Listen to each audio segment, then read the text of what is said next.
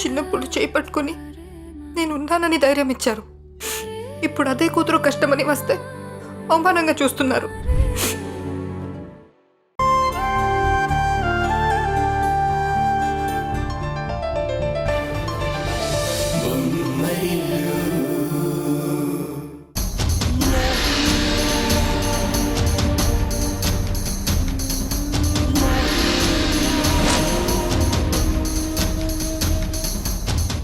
నీ కడుపులో ఉన్న బిడ్డ ఇక రేపటితో ఫినిష్ ఉషా. ఇంతకుముందు ఇదే టాబ్లెట్స్ వాడి లేని కడుపు పోయింది అంటూ ఆ హారికని ఇరికించాను. మళ్ళీ అదే టాబ్లెట్స్ని వాడి నిజంగానే నీ కడుపు పోయేలా చేస్తున్నాను.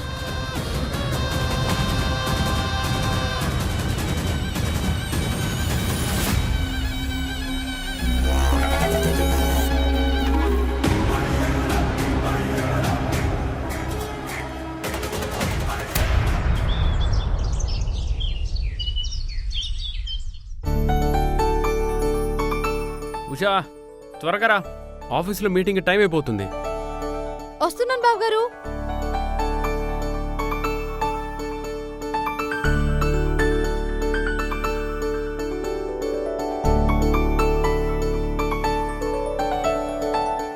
పదండి బాబుగారు. బాబుగారు ఒక నిమిషం. ఏమైంది ఉషా? కంగారులో పడి విటమిన్ టాబ్లెట్స్ వేసుకోవడం మర్చిపోయాను. ఇప్పుడే వస్తాను.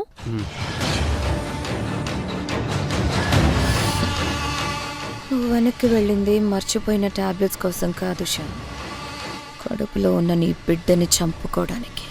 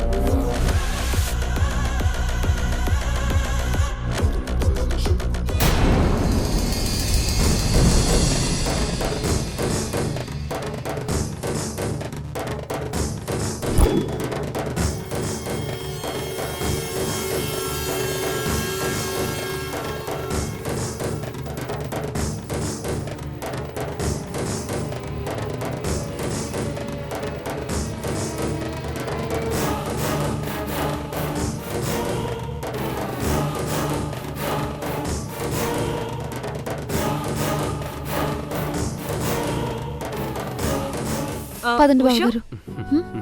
టిఫిన్ చేసావా? పొద్దున్నే వేసుకోవాల్సిన టాబ్లెట్స్ అన్ని వేసుకున్నావా? చేశానక్క. ఇప్పుడే టాబ్లెట్స్ కూడా వేసుకుని వస్తున్నాను. చూడు ఉషా, ఈ పూజలు ఉపవాసాలు తగ్గించుకొని కాస్త టైం టు టైం తింటూ ఉండు.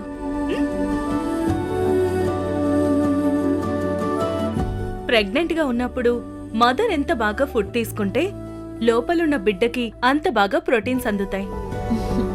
సరే అక్క, అలాగే చేస్తాను. వెళ్ళొస్తాను. అలాగే. పదండి బాబు గారు.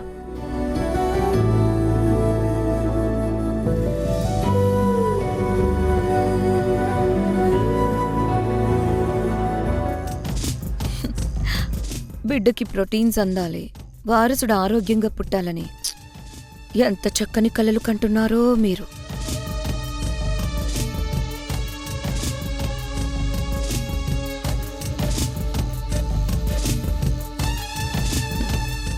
ఇక్కడ మీకు తెలియని విషయం ఏంటంటే, వారసుడు రాబోతున్నాడనే మీ కలలోకి మేఘన అనే ఈ నిప్పు ప్రవేశించింది.